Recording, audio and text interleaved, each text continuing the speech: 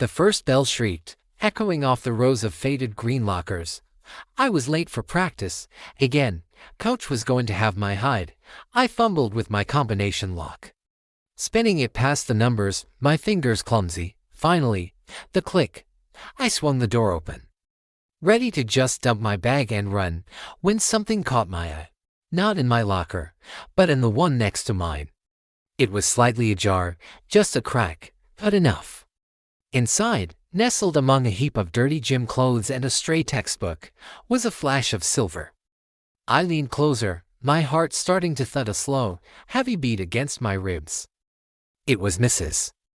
Davis's silver locket, the one she always wore, the one she'd been so upset about losing last week.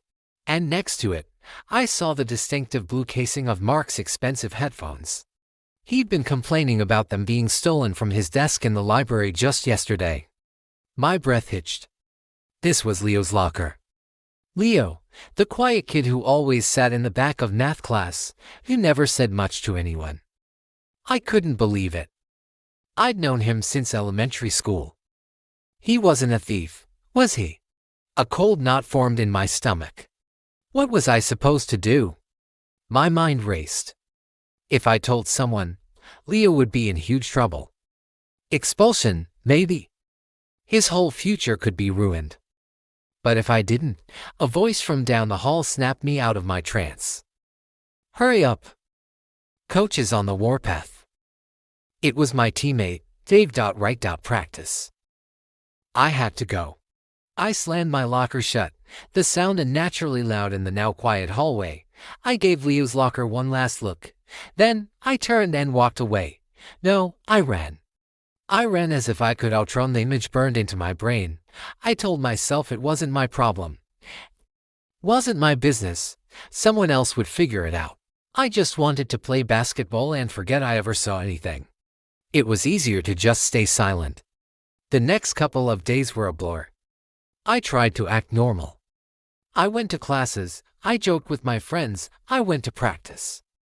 But the secret felt like a heavy weight in my gut.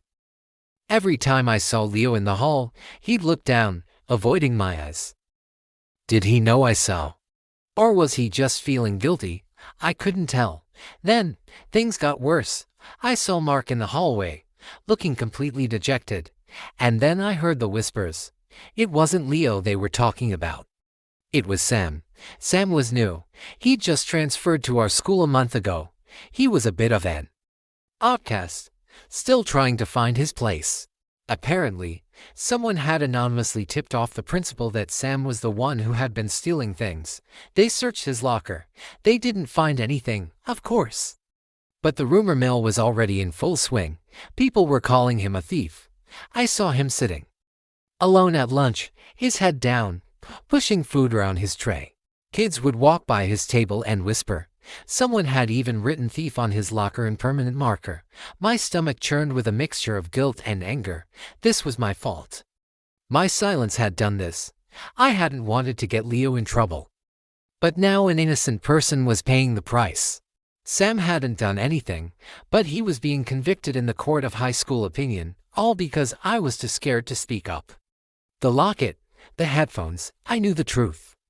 I couldn't just stand by and watch this happen. The weight in my gut was no longer just a secret, it was a responsibility. That afternoon, I felt like my feet were made of lead as I walked to the principal's office. My heart was hammering against my chest so hard I thought it might break through. Every step was a battle against the voice in my head telling me to turn back, to mind my own business, to not get involved. But then I pictured Sam's face, the loneliness and hurt in his eyes. And I pictured Leo, knowing he was letting someone else take the fall for him. It wasn't right. I knocked on Principal Thompson's door. "Come in," he said. I opened the door and stood there, my hands clammy. I need to talk to you," I stammered. "It's about the stolen items. It's about Sam." I took a deep breath, and the whole story just came pouring out. I told him what I saw in Leo's locker, the locket, the headphones, everything. I told him how I walked away, how I tried to ignore it. I admitted that I was scared, that I didn't want to be a snitch. Principal Thompson listened patiently, his expression unreadable. When I finished, the room was quiet for a long moment. I felt a strange sense of relief, like a dam had broken inside me. "It takes a lot of courage to do what you just did," he finally said, his voice gentle. "You did the right thing."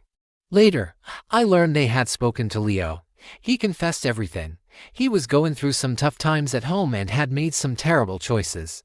He had to face the consequences, of course. But the school also got him some counseling to help him sort things out. The next day, Principal Thompson made an announcement over the intercom, clearing Sam's name completely and apologizing for the false accusation. When I saw Sam in the hall, he looked at me and gave a small, hesitant smile. It wasn't much, but it felt like the sun coming out after a storm. I realized then that my silence hadn't protected anyone. It had only hurt an innocent person and allowed the real problem to fester. Speaking the truth was hard, it was scary, but it was the only way to make things right. Silence can be a thief, too. It can steal someone's reputation, their happiness, their innocence. Sometimes, the bravest thing you can do is to just speak up.